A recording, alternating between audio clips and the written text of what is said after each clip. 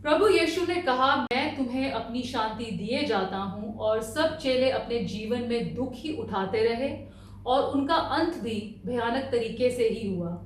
पौलुस रसूल कहते हैं कि हम इस संसार के अंधकार के हकीमों से और दुष्टता की आत्मिक सेनाओं से युद्ध करते हैं।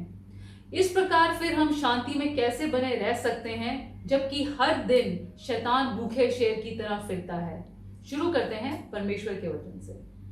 परमेश्वर का वचन हमने पहला यूहन्ना उसका 5वां अध्याय उसकी पहली आयत से लिया है। यहाँ इस प्रकार लिखा है, जिसका यह विश्वास है कि यीशु ही मसीह है, वह परमेश्वर से उत्पन्न हुआ है, और जो कोई उत्पन्न करने वाले से प्रेम रखता है वह उससे भी प्रेम रखता है जो उससे उत्पन्न हुआ है।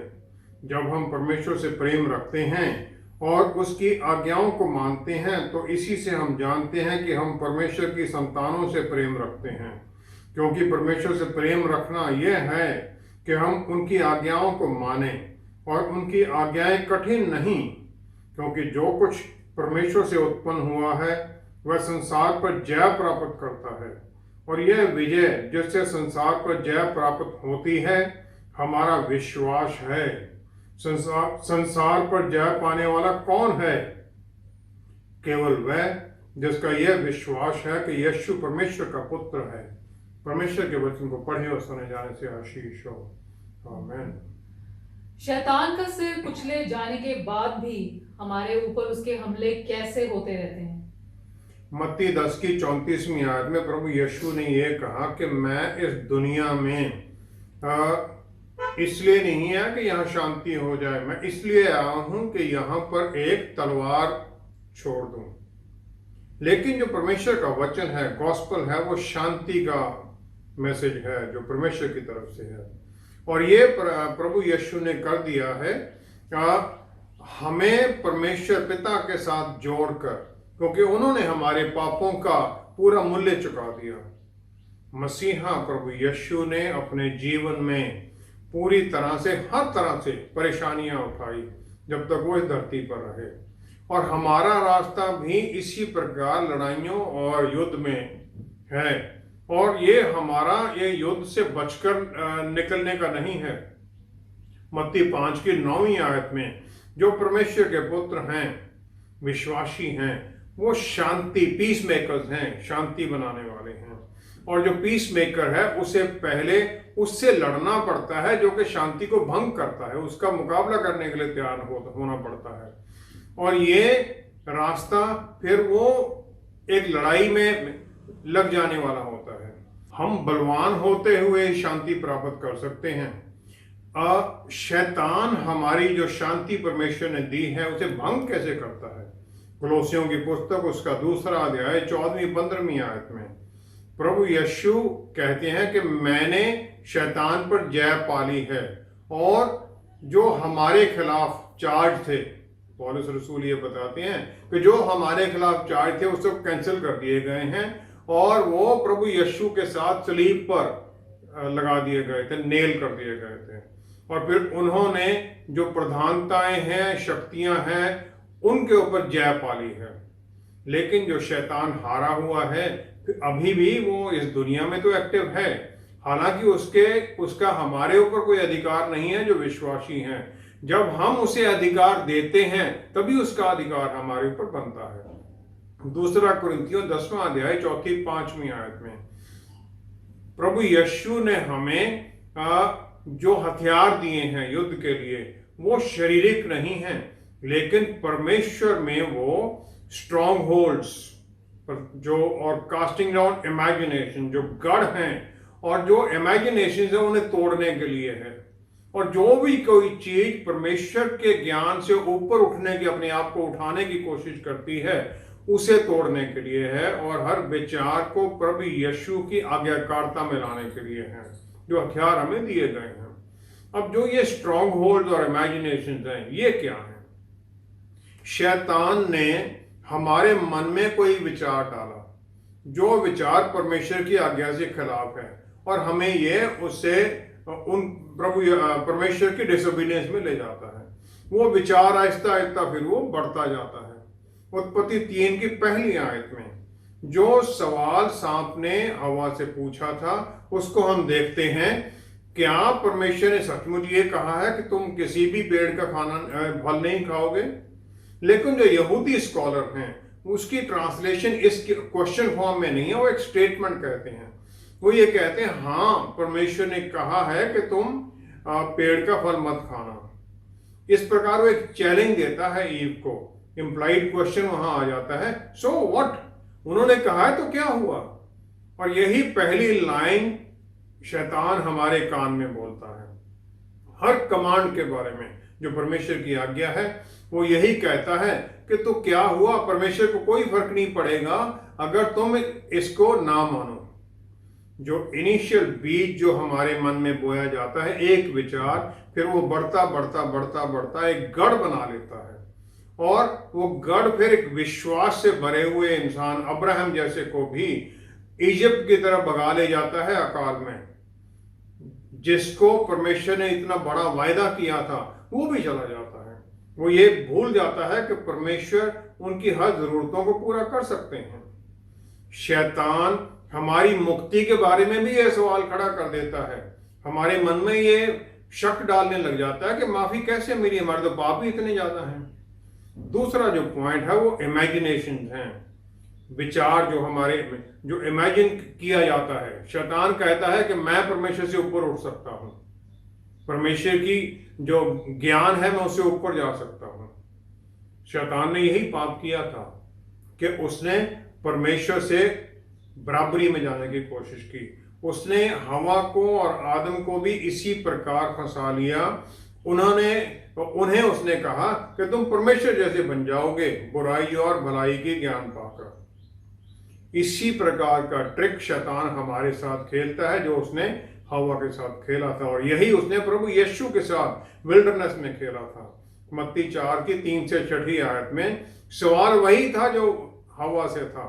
वो कहता है अगर आप परमेश्वर के पुत्र हो, ये कहता है हाँ अगर परमेश्वर के पुत्र हो तो यहाँ भूखे क्यों बैठे हो, क्यों इस प्रकार ऐसे भूखे परेशान हो? अपने अथॉरिटी को इस्तेमाल करो और पत्थरों को रोटी बनाकर खा लो, या स्वर्गदूतों को कहो तुम्हें सुरक्षा देंगे, जब ऊपर से छलांग मारने की दूसरी टेस्ट था।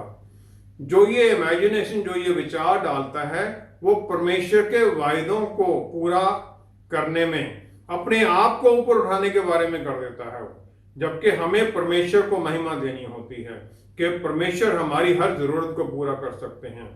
स्वर्गीय रवि ज़करिया ने यह कहा कि हम ऐसे युग में रहते हैं जहां पर लोग आंखों से सुनते हैं और अपनी भावनाओं से सोचते हैं। कानों से नहीं सुनते, आंखों से सुनते हैं, जो उसे देखते हैं उसी पर ही वो निर्भर रहते हैं। इस प्रकार के लोगों को एक प्लेजेंट विजुअल इफेक्ट्स हों, जो प्लीजिंग हों, देखने के लिए अच्छे लगे, उसे भ्रम में डाला जा सकता है।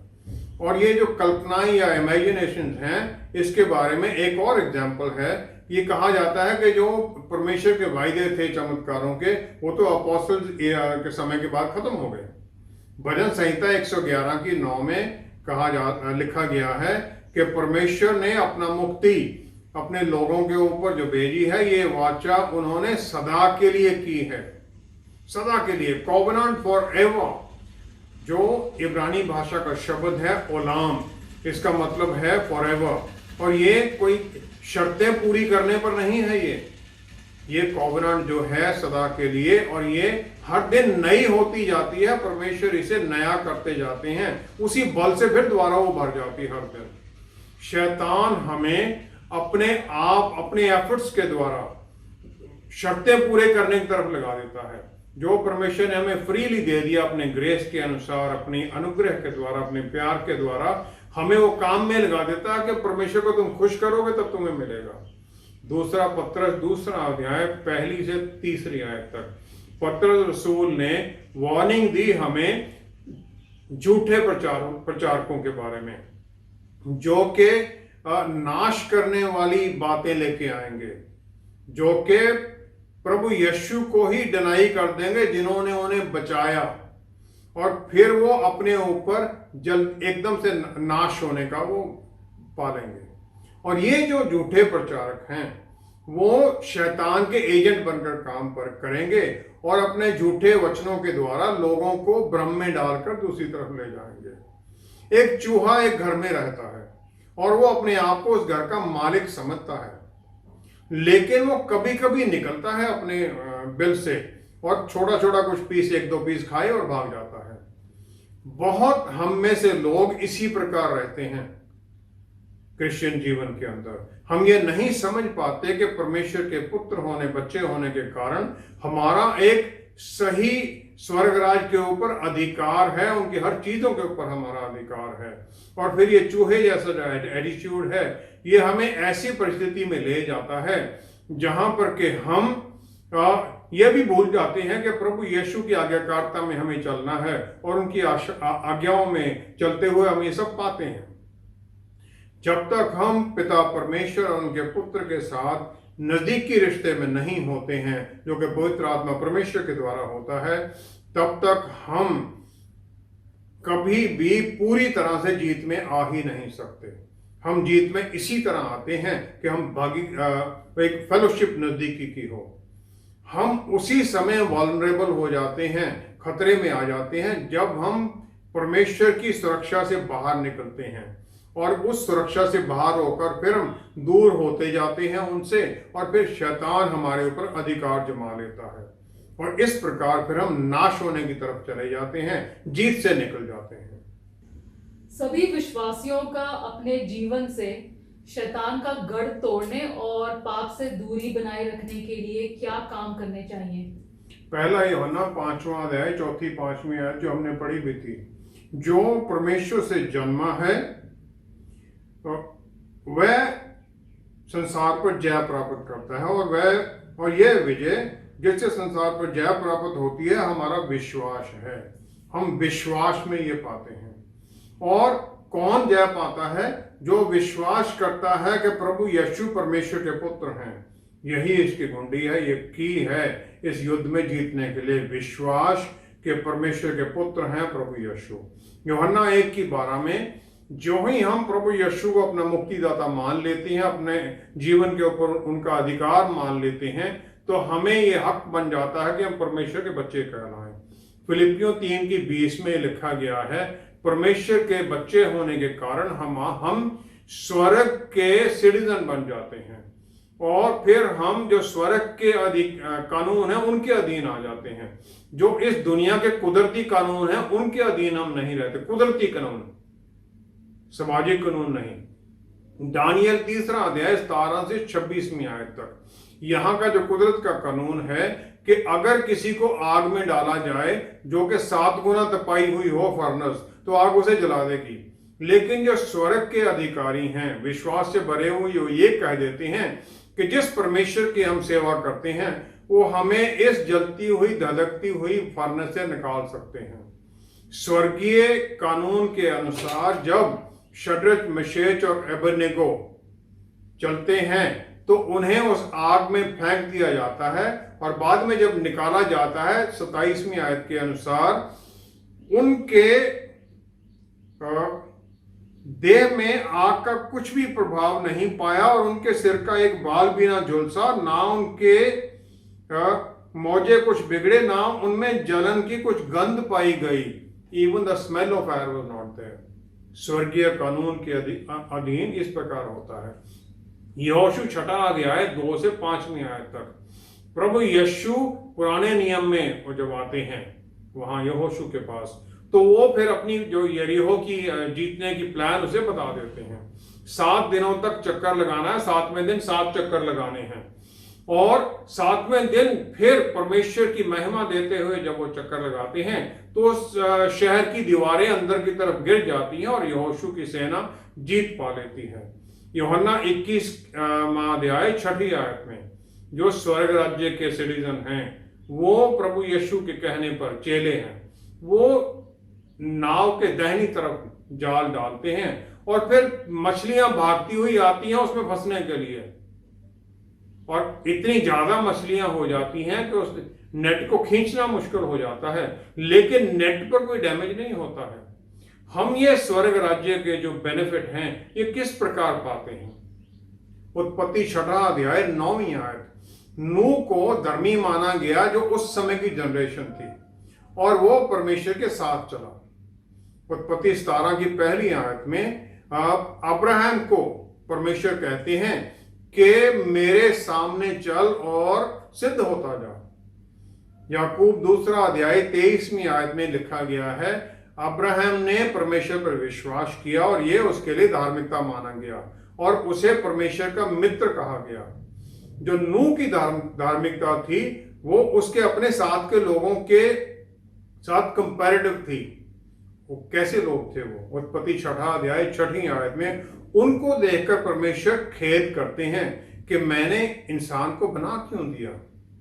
उत्पत्ति 9 की 21वीं आयत में नूह नशे में हो जाता है और अपना आप को नंगा दूसरों के सामने ज़ाहिर कर, अपने बेटों के सामने ज़ाहिर कर देता है। इसीलिए परमेश्वर नूह से कहते हैं मेरे साथ चल, क्योंकि उसे सदा के लिए सपोर्ट की जरूरत है। अब्राहम की धार्मिकता अगर इसके साथ कंपेयर करें, वो सब जनरेशंस के लिए है, हम सब के लिए वो धार्मिक माना गया है। और इसीलिए परमेश्वर उसे कहते हैं मेरे सामने चल, क्योंकि वो विश्वास में और आज्ञाकारिता में चल सकता था।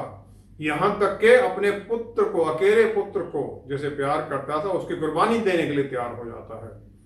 पहला राजा 17वां अध्याय पहली आयत, तीसरा एग्जाम्पल जो है इसी के बारे में, वो एलिया नबी के बारे में है, जो राजा अहाब को अपने बारे में जो इंट्रोड्यूस करता है, मैं इज़राइल के यहोवा परमेश्वर के सामने खड़ा होता हूं, I stand in the presence of Lord God of Israel. और फिर वो इसी अधिकार में बारिश और ओस को 3 साल के लिए बंद कर देता है और कौवे उसे खाना खिलाते हैं चरत के झरने पर। और जारपत की विडो जो कि खुद खाना खाकर भूख से मरने के लिए तैयार थी, उसकी देखभाल करती है। दूसरा राजा 2 अध्याय 11वीं आयत, वो एलिया नबी स्वर्ग राज्य के कानूनों के अधीन काम करता है, क्योंकि परमेश्वर की हजूरी में खड़ा है। तो इसीलिए उसे फिर स्वर्ग में बवंडर के साथ उठा लिया जाता है और वो नेचुरल मौत नहीं मरता है। वो ऐसा आशीषित है कि परमेश्वर की महिमा की रोशनी में खड़ा रहता है। हम अगर देखें मूसा एक ही इंसान है पुराने नियम में जिसके बारे में लिखा गया परमेश्वर उसे फेस टू फेस, आमने सामने बात करते थे और परमेश्वर की हजूरी में वो किसी भी समय जा सकता था। पहला कुरिन्थियों 6 अध्याय 19वीं आयत में हमें भी यही आशीष मिली हुई है मूसा वाली, क्योंकि हमारा शरीर परमेश्वर का मंदिर है, पवित्र आत्मा परमेश्वर हमारे भीतर हैं और जो हमें परमेश्वर से मिले और खुद भी परमेश्वर हैं और हम अपने नहीं परमेश्वर के बन गए हैं। अगर हम इसको आगे देखें तो पवित्र आत्मा परमेश्वर को हम महसूस नहीं कर सकते हैं, लेकिन उनके द्वारा हम पिता परमेश्वर के साथ कम्युनिकेशन कर सकते हैं। पिता पुत्र के साथ पवित्र आत्मा परमेश्वर के द्वारा हम बात करते हैं। पवित्र आत्मा हमें गाइड करते हैं, बल देते हैं और सब कुछ सिखाते हैं वचन के बारे में, ताकि हम परमेश्वर के साथ एक नजदीकी रिश्ते में चल सकें। मार्कुस 3 अध्याय 35वीं आयत, प्रभु यीशु अपने चेलों की तरफ देखकर कहते हैं, जो पिता की आज्ञा मानता है, जो उनकी इच्छा के अनुसार काम करता है, वही मेरा भाई बहन या माँ है। मार्कुस 2 की 14वीं आयत में प्रभु यीशु लेवी जो एल्फियस का पुत्र है, जो कि टैक्स ऑफिस में है काम करता और वो अधिकारी है वहां पर, उसे वो कहते हैं मेरे पीछे हो ले, और वो सब कुछ छोड़कर, इतना बढ़िया काम था वो छोड़कर उनके पीछे हो लेता है। हमें परमेश्वर की आज्ञा मानते हुए चलना है और ये हम तभी कर सकते हैं अगर हम उनके पीछे हो लें, फॉलो करें उनको, उनके आगे चलकर नहीं। हमें अधीनगी में आकर परमेश्वर से हर तरह की आशीष मांगनी है, लेकिन हम डिमांड करते हैं। हम ये कहते हैं मैं चर्च में भी रेगुलरली जाता हूं, पिछले 1 साल से बाइबल भी रोज पढ़ता हूं, प्रार्थना भी करता हूं, हमें उत्तर क्यों नहीं मिलते? ये परमेश्वर के लिए इसलिए कहना ऐसा हो जाता है कि मैं ये सब कुछ करता हूं, आप मुझे कैसे इनकार कर सकते हो आशीष देने के लिए? हम परमेश्वर को चैलेंज नहीं कर सकते, उनकी अधीनगी में चलना हमें, नहीं तो फिर हम शैतान के अधीन आ जाते हैं। और जब हम परमेश्वर की हजूरी में बने रहते हैं और वो हमारे जीवनों पर अधिकार में चलते हैं, अधिकार उनका बना रहता है, हम आज्ञाकारिता में चलते हैं, तभी हम परमेश्वर की हर आशीष पाने के लिए तैयार हो सकते हैं और फिर हम दूसरों के लिए आशीष बन सकते हैं जो परमेश्वर की आज्ञाकारिता के काम हम करते हैं। एक किसी भी विदेशी मुल्क का इंसान जब इस मुल्क में आता है तो वो उसके कानून के अनुसार है और यहाँ की गवर्नमेंट उसे प्रोटेक्शन देती है और हम क्योंकि स्वर्गीय सरकार के अधीन है, हम सिटीजन है वहाँ के, तो जो वहाँ के कानून है हमारे ऊपर जो वचन पर लिखे गए वो हमारे को लागू हो जाते हैं। और जब हम इसको पढ़ते हुए जुड़े रहते हैं परमेश्वर के साथ और पवित्र आत्मा परमेश्वर की अगुवाई में चलते हैं, फिर हम सब वो प्रोटेक्शन भी पाते हैं और सब रिसोर्सेज भी हमें मिल जाते हैं। इसी आज्ञाकारिता में चलते हुए ही हम शैतान को दूर रख सकते हैं और जीत में चल सकते हैं। शैतान के हमलों से बचने के लिए फिर हमें और क्या करना चाहिए ताकि उसका अटैक सफल ना हो सके? जब हम स्वर्ग राज्य से जुड़ जाते हैं, परमेश्वर के बच्चे कहलाने का हक पा लेते हैं विश्वास के द्वारा, तो हम उनके कानून के अधीन आ जाते हैं। उनके कानून के अधीन आने का मतलब क्या है? शैतान हारा हुआ है और हम उस पर जीत में खड़े हैं और हमें प्रभु यीशु के साथ स्वर्गीय स्थानों में बिठाया गया है और हर तरह की आत्मिक आशीषें दी गई हैं। और फिर उन आशीषों का मतलब क्या है? प्रभु यीशु प्रार्थना करने के लिए चले जाते हैं पर्वत पर और 5000 लोगों को खाना खिलाया गया। खाना किस प्रकार खिलाया गया? 5 रोटियां थी वहां पर, 2 मछली थी। 5000 परिवार खाते हैं, 10 से 12,000 लोग, और वो रोटियां खत्म नहीं होती हैं। उसके बाद में 12 टोकरे टुकड़ों के इकट्ठे कर दिए जाते हैं। स्वर्ग राज्य का कानून यही है, कभी कमी नहीं होगी। रात्रि के आधी रात के समय के आसपास प्रभु यीशु वहां प्रार्थना करते हुए पहाड़ी पर देखते हैं अपने चेलों को कि वो तूफान में घिरे हुए हैं और वो जूझ रहे हैं तूफान के साथ। वो रात को वहां से देखते हैं। स्वर्ग राज में इसी प्रकार होता है, हमें विश्वास में बना रहना और फिर वो पानी पर चल के आ जाते हैं। आज भी परमेश्वर वही है, हमारे साथ खड़े हैं। हम भूल जाते हैं और हम शैतान की अधीनगी में आ जाते हैं और हमारे ऊपर वो हमला कर देता है। दूसरा शमूएल 11 से 11वां-12वां अध्याय। राजा दाऊद है, उसे जाना है एमोन की सेना के साथ युद्ध के लिए, लेकिन वो नहीं जाता है और फिर शाम को यरूशलेम में रहा हुआ अपने महल में ऊपर छत पर टहलता है और बादशिबा को देख लेता है नहाते हुए और उसके साथ दुष्कर्म करता है। और फिर वो इसके आगे और भी पाप कर देता है। जो उसका सेना आर्मी कमांडर है उसे चिट्ठी लिखकर भेज देता है कि उरिया जो कि उसका पति है बतशीबा का, इसे लड़ाई में आगे लगा दो और उसकी जो सुरक्षा साथ वाले पीछे कर दो। उरिया मारा जाता है और एक बड़ा पाप कर देता है वो। दूसरा शमूएल फिर 12वां अध्याय 12वीं-13वीं आयत में नादन नबी उसे चैलेंज करते हैं राजा दाऊद को और फिर वो अपना पाप मानता है और वो कह देता है मैंने परमेश्वर के खिलाफ पाप किया है। फिर वो भजन संहिता 51 वो इस पाप के बाद में लिखी गई है, उसके दूसरी से चौथी आयत में कहता है मुझे भली भांति धोकर मेरा अधर्म दूर कर और मेरा पाप छुड़ाकर मुझे शुद्ध कर। मैं तो अपने अपराधों को जानता हूं और मेरा पाप निरंतर मेरी दृष्टि में रहता है। हालांकि हमें पाप से मुक्ति माफी मिल चुकी है प्रभु यीशु के लहू के द्वारा, लेकिन शैतान हमें याद कराता रहता है। दाऊद के समय ये एप्लीकेबल नहीं था तो उसे याद रहता है मैंने केवल तेरे ही विरुद्ध पाप किया और जो तेरी दृष्टि में बुरा है वही किया है, ताकि तू बोलने में धर्मी और न्याय करने में निष्कलंक ठहरे। मैं अपना पाप मानता हूं परमेश्वर के, ताकि जब आप न्याय करें तो आपके ऊपर कोई ब्लेम ना आए, क्योंकि आप धर्मी जज हैं। हम स्वर्ग राज्य में चलते हैं जब हम अपनी गलतियों को मान लेते हैं, परमेश्वर के सामने उनकी अधीनगी में आ जाते हैं और फिर उसकी क्षमा मांगते हैं। और जो सैंक्टिफिकेशन प्रोसेस है जो हर रोज चलता है वो यही है कि हम हर दिन परमेश्वर के सामने अपनी गलतियों को रखते हैं और उनसे फिर हम सहायता मांगते हैं कि हे परमेश्वर मुझे बल दे, बुद्धि और ज्ञान दे, ताकि मैं ये दोबारा ना करूं। ऐसी गलतियां मैं दोबारा ना करूं, स्वर्ग राज्य के कानून के अनुसार चलूं, इस दुनिया के कानून को मैं देखूं ना। दुनिया में चारों तरफ तूफान होंगे, आग जल रही है, दानियल को शेरों के मान में डाल दिया जाता है, शेरों के मुंह बंद कर दिए जाते हैं। स्वर्ग राज्य इसी प्रकार हर पल रहता है। पिछले प्रोग्राम में हमने देखा था, परमेश्वर वायदा करते हैं, मैं अपने धर्मी जन के चारों तरफ आग की दीवार बन जाऊंगा, आग की दीवार खड़ी कर दूंगा। वही परमेश्वर करते हैं, आज भी हमारे साथ हैं वो पवित्र आत्मा परमेश्वर हमारे भीतर हैं। हम उनकी अगुवाई में चलें, उनके बल में चलें, आत्म संयम में चलें, तो शैतान हमें पकड़ ही नहीं सकता है। पहला यूहन्ना पहला अध्याय 8वीं से 10वीं आयत, अगर हम इसमें देखें तो यहां लिखा गया है, यदि हम कहें कि हम में कुछ भी पाप नहीं तो अपने आप को धोखा देते हैं और हम में सत्य नहीं। यदि हम अपने पापों को मान लें तो वह हमारे पापों को क्षमा करने और हमें सब अधर्म से शुद्ध करने में विश्वास योग्य और धर्मी है। यदि हम कहें कि हमने पाप नहीं किया तो हम उसे झूठा ठहराते हैं और उसका वचन हम में नहीं है।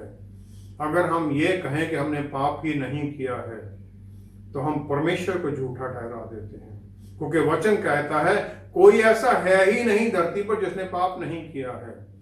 प्रभु यीशु उस औरत को जिसे व्यभिचार में पकड़ के लाया जाता है तो सबको कह देते हैं जिसमें पाप नहीं वो पहला पत्थर मारे, और सब चले जाते हैं। हम परमेश्वर को जब झूठा ठहराने लग जाते हैं तो हम ये कैसे सोच सकते हैं कि वो हम उनसे कुछ भी पा सकते हैं, वो हमें कुछ देंगे, उत्तर देंगे हमारी प्रार्थना का। जो हमें अधिकार दिए गए हैं वचन के अनुसार, उनके वायदों के अनुसार जो हमें अधिकार दिए गए हैं, हम इन अधिकारों को जानें। प्रार्थना जब हम करते हैं तो हम उस वायदे के अनुसार करें। हम याद कराएं परमेश्वर को कि आपका ये वायदा है। मूसा परमेश्वर से कह देता है, आपने छुड़ा के लाए हैं मिस्र से इन लोगों को, अगर आप इन्हें अभी बर्बाद कर देंगे तो सब लोग कहेंगे परमेश्वर इनको संभाल नहीं सकते थे। उसने वो वायदा उनके सामने रख दिया। हम भी प्रार्थना में ये वायदे उनके सामने रखें ताकि फिर परमेश्वर हमारी प्रार्थनाओं का उत्तर दें, और प्रार्थना करने के लिए फिर हम पवित्र आत्मा परमेश्वर की अगुवाई मांगें। वो हमारे साथ प्रार्थना करते हैं। जो हमें आत्मिक युद्ध के हथियार दिए गए हैं, जो शैतान के खिलाफ हम युद्ध में लगे हुए हैं और जो शैतानी ताकतों के खिलाफ युद्ध के लिए हमें हथियार दिए गए हैं, इनको किस प्रकार हमने सही तरीके से इस्तेमाल करना है, ये हम अगले प्रोग्राम में फिर डिस्कस करेंगे। हम ये समझ लें कि ये जो 3 प्रोग्राम हो रहे हैं ये हमारे जीवन को बदलने वाले हैं। अगर हम इनमें चलते हैं पूरे विश्वास के साथ तो जीत में हम बने रहेंगे और जीत निश्चित है। आइए हम प्रार्थना करें। पिता परमेश्वर, कितने प्यारे हैं आप। हम धन्यवाद करते हैं कि आपने हमें अपने राज्य का अधिकारी बना लिया है और स्वर्ग राज्य की हर आशीष पर हमें अधिकार दे दिया है, और हम प्यारे प्रभु उसी जीत में खड़े हैं, आपके साथ स्वर्गीय स्थानों पर बिठाए गए हैं, और हम अपनी हर चिंता, हर कमी, कमजोरी आपके सामने रख देते हैं और उठा लेते हैं प्रभु। फिर वो बहुतायत, हर तरह की आशीष, बल, बुद्धि और ज्ञान, वो विश्वास और हर तरह की चंगाई, शरीर और प्राण की चंगाई, और प्रभु फिर हम आपके साथ मिलकर वो सब काम करें जो आपने किए, आपके वायदे के अनुसार। फिर हम शैतान को भगाने वाले बने, दूसरों को आशीष देने वाले बने। पिता परमेश्वर, सारा आदर आपको देते हैं। सब कुछ आपके प्यारे बेटे प्रभु यीशु के पवित्र नाम में मांगते हैं। आमेन, आमेन, आमेन। प्रभु यीशु ने सब कुछ हमारे अधिकार में दिया है और फिर इस युद्ध में हमें सब तरह के हथियार देकर भेजा है। हम निश्चित तौर पर उनमें पहले से ही जीत में खड़े हैं। बस हमारा काम विश्वास में लड़ना है, और स्वर्ग की चाबी हमारे पास है कि हम जरूरत पड़ने पर स्वर्गदूतों की मदद भी मांग सकते हैं। अगले हफ्ते इसी सीरीज के अगले प्रोग्राम में हमारे साथ फिर जुड़िए ताकि सही मायनों में हम जीत में चलें। अपना ध्यान रखिए। Stay blessed. शालोम।